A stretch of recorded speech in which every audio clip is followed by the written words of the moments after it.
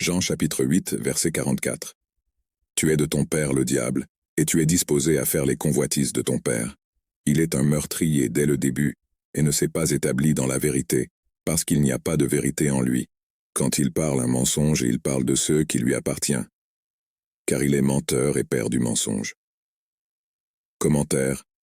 Dans ce verset, Jésus s'adressant à des Juifs qui discutaient avec lui, il souligne la nature perverse et trompeuse du diable, l'identifiant comme le père du mensonge, et un meurtrier depuis le commencement. Père du mensonge, Jésus décrit le diable comme le père du mensonge.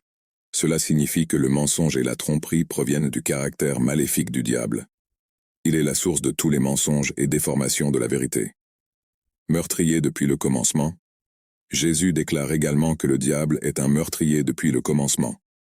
Cela fait référence à la chute du diable et à son influence négative sur la création depuis le début. Le diable travaille à détruire la vie spirituelle et physique. Absence de vérité. Jésus rappelle que le diable ne s'est jamais établi dans la vérité, car le mensonge fait partie de sa nature.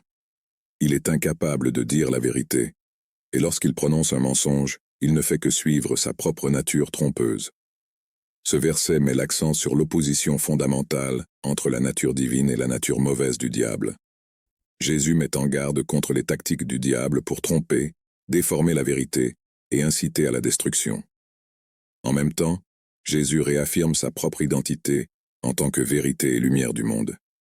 Cet enseignement nous appelle également à discerner la différence entre la vérité et le mensonge, et à reconnaître l'influence du diable dans la promotion du mensonge. Il nous rappelle l'importance de rechercher la vérité et les conseils divins dans nos vies, de résister aux mensonges et aux distorsions que le diable essaie d'introduire dans nos esprits et nos cœurs. Déclaration de foi. Seigneur Jésus-Christ, je confesse que je suis un pécheur, et que je suis séparé de Dieu à cause de mon péché.